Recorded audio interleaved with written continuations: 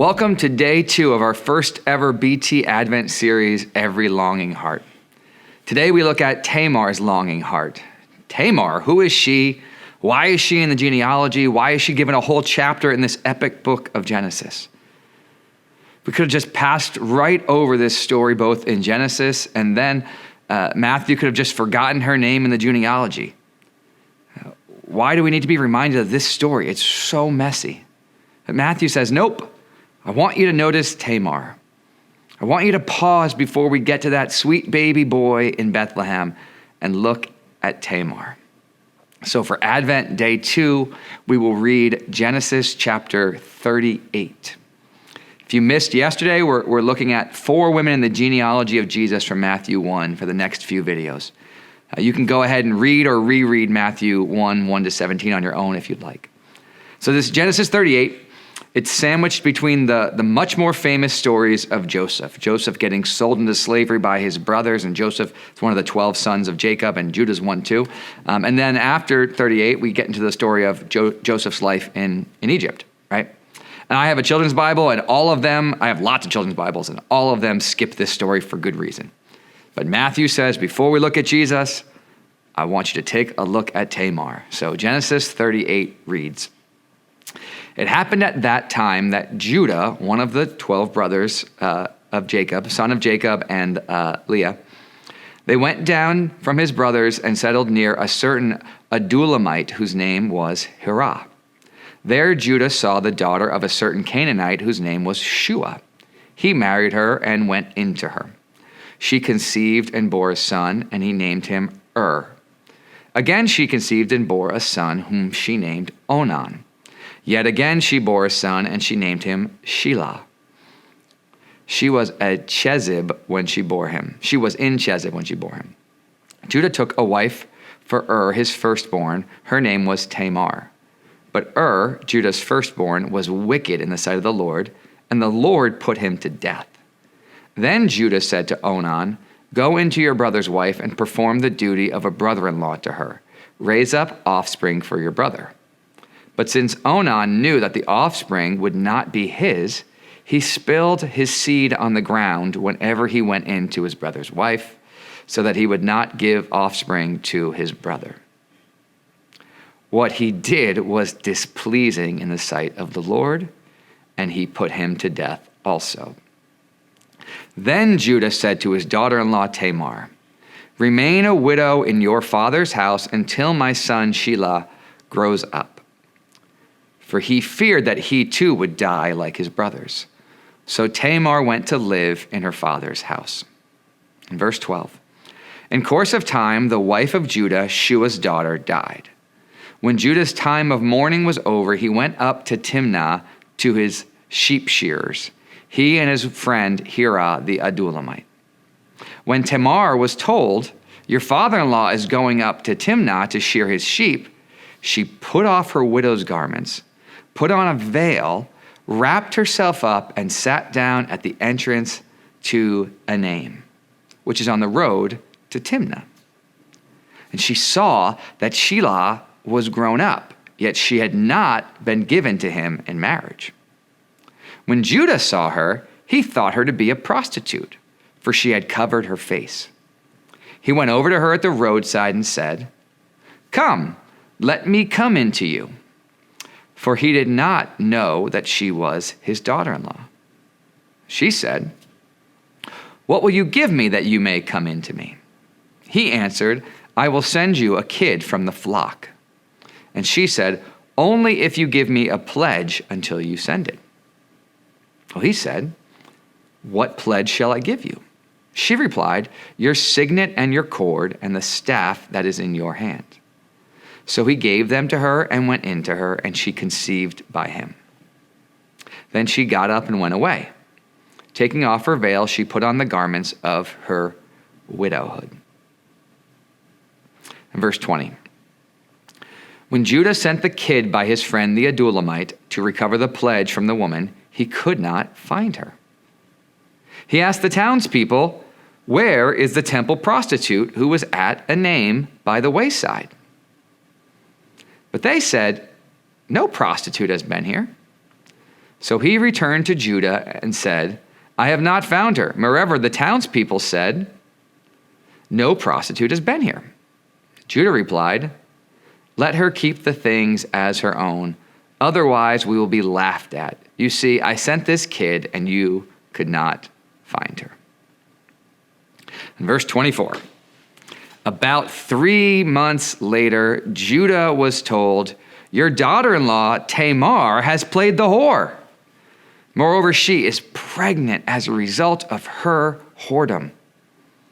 And Judah said, bring her out and let her be burned. As she was being brought out, she sent word to her father-in-law, it was the owner of these who made me pregnant. And she said, take note, please, whose these are, the signet and the cord and the staff. Then Judah acknowledged them and said, she is more in the right than I, since I did not give her to my son, Shelah. And he did not lie with her again. When the time of her delivery came, there were twins in her womb. While she was in labor, one put out a hand, and the midwife took and bound on his hand a crimson thread, saying, this one came out first. But just then he withdrew his hand, and out came his brother, and she said, what a breach you have made for yourself. Therefore he was named Perez. Afterward his brother came out with the crimson thread on his hand, and he was named Zerah. Okay, so a lot going on here, right? Since Genesis 12, we've seen big Abraham stories. Then his son Isaac for a bit, and then Isaac's son Jacob, and then Jacob's favorite son Joseph, and then 10 chapters or so about this famous Joseph. But Jesus doesn't descend from Joseph, the firstborn of Jacob's favorite wife. He descends from Judah, the fourth son of the wife who isn't loved, which is its own story, right? But this genealogy, right? This is supposed to be Abe, Isaac, Jacob, and then Joseph, and then we get to Jesus. We don't have that. Instead, here's this messy Judah story, and Jesus comes out of that messy Judah and Tamar story. So let's unpack this story a bit and see why Matthew wants us to notice Tamar. Judah meets a woman and he marries her and they have sons. All right, so we're listing the sons, and maybe that's included in Genesis because there's important for a reason. It turns out it is. Jesus comes from this line, right? And Judah becomes one of the most important tribes in Israel, so we get why they include this material. It makes sense, right? But now it gets messy. Judah's son marries Tamar. He's wicked and the Lord kills him, which is a big idea for another day. But God's so evil with this, so angry with the evil of this man that he's killed. The next son is married to Tamar, and this is very strange for many of our cultures today. This is not how it works in America. But remember, genealogies, family names, family lines through the male are of such tremendous importance. So the second son is to be married to Tamar, and he's to have a male child with Tamar. He refuses. This displeases the Lord, and he's put to death. And then Judah says, the third child's too young. Wait a bit, and I'll bring him to you to be your third husband when he's of age. It's important to note that Tamar seems to have some rights to be married to this third son, even if her rights are, really tied to her first husband. Well, eventually Judah's wife dies, and Judah is back in Tamar's town for some business, sheep shearing, it seems, right? Tamar notices that the next son is of age, but Judah has not brought him to Tamar for marriage. So Tamar wears a veil to see what's going on, to sneak an eye on Judah to find this out. Judah thinks Tamar is a prostitute. Tamar goes along with being a prostitute, and they get together. Some financial promises are exchanged during this encounter, and a cord and a signet are handed to her as surety for this. Judah has no idea it's his daughter-in-law, and I'm not sure how that's possible. My guess is alcohol, but I have no idea. Later, it's found out that Tamar is pregnant. Judah hypocritically wants her burned, She says, wait a minute, Judah, here's the sign of the person who got me pregnant. Judah realizes, oh yeah, this is me. He confesses and he says, she is the more righteous one. I didn't give her my third son. She is not burned, nor is Judah, and it doesn't seem like Judah is ever considered to be burned, though this is both parties committing adultery. Both parties in this incestuous mess, right? Tamar has twins, and then the son of the son of the son of the son ends up being Jesus. So what do we see in this story, this Advent series? How does this connect to our longing hearts? We see that people can be fearful. People can use their power to lie and cheat other people with less power. Tamar has evil just thrust upon her, right? She's married to a man so evil that God has to kill him. Second son does evil to her and denies her the right to be a mother. Then the father-in-law does evil and refuses the third son. Then the father-in-law, Judah, one of the patriarchs, sleeps with her and then condemns her to death and is willing to kill her, and unknowingly killing his two sons in her womb. And the man Judah is fine with thinking himself in the right to have her killed. A man in power did evil and would have gotten away with it if it wasn't for the cleverness of this woman with little power.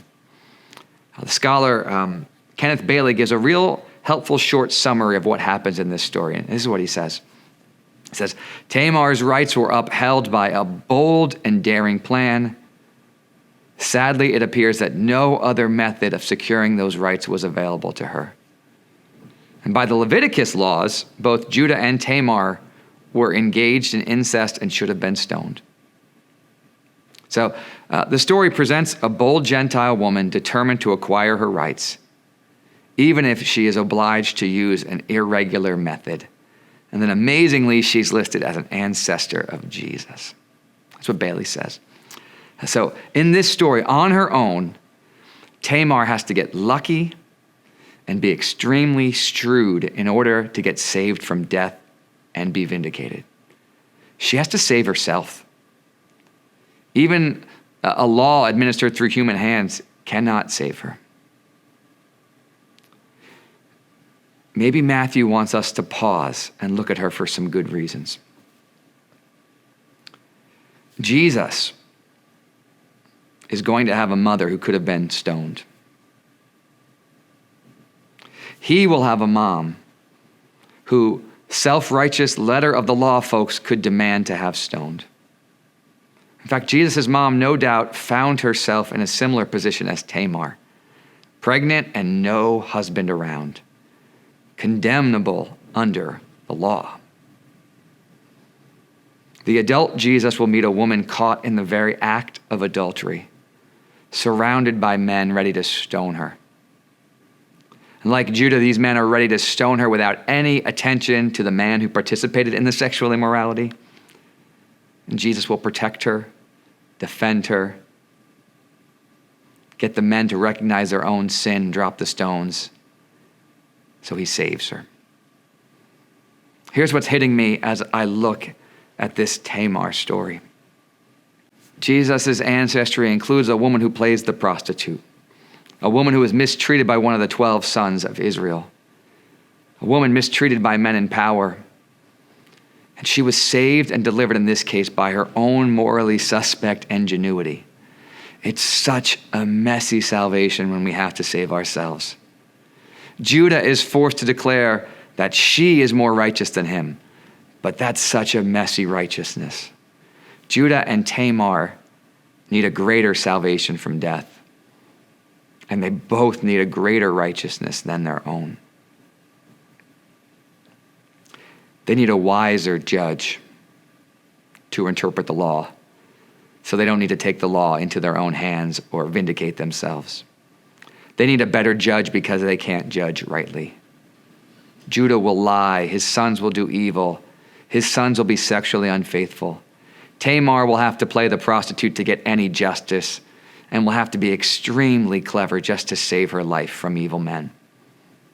That's no way to live. It's understandable given the circumstances, but that's not the shalom. That's not the peace of God. That's not the way we're called to live and walk. They need someone like Jesus. They too need someone like Jesus.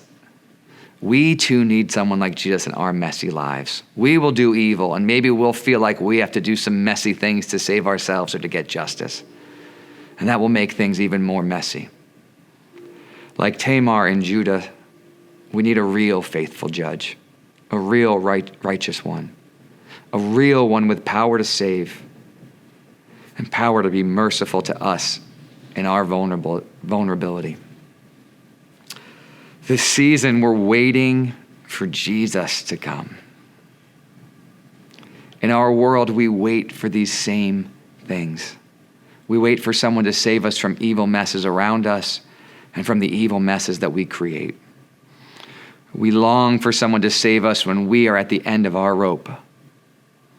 We long for someone to overcome our evil with saving power. Jesus is the one who can really save. He's the one who can give out true justice and true mercy. Look to him this season for mercy and justice. In your mess, in the messes around you, go to him seeking his justice and his mercy. And though we call this Advent, we believe the advent of Jesus did happen. Christ has come and died and risen again. He saves and heals and restores. But yet, followers of Jesus, we know this is a first fruit, a taste, and we're still waiting for an ultimate return of Jesus, when his justice and mercy will overflow throughout all creation. Keep waiting in hope for that day. Keep praying in hope for the kingdom to come and his will to be done on earth as in heaven. And until then, cling to Jesus, the Savior and the merciful one. In the midst of the messes of this world, entrust your salvation and righteousness to him. He is the joy of every longing heart. If you've been a vulnerable one, a mistreated one, know that this season Jesus comes for you. He comes to protect you and to bring you healing and transformation.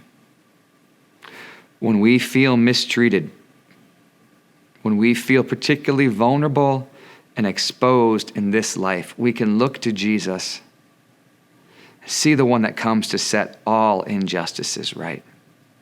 He goes to the cross and takes the ultimate act of injustice upon himself. He is in full solidarity with us. He is God with us, God suffering on the cross on behalf of all who suffer. And on the cross, he conquers death and hell and injustice.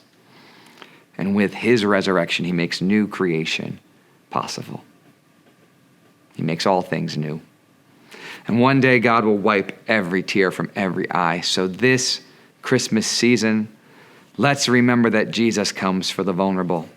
Let's have hope this Christmas that because God has come to be with us one day, all will be set right. One last word that I have to mention because it's in the story. This story gives a word of warning and judgment to any of us with power or authority over others. Judah makes himself an enemy of God and his ways in this story, as do two of his sons. When we use our authority to protect ourselves and condemn the sin of others, we make ourselves the enemy of God.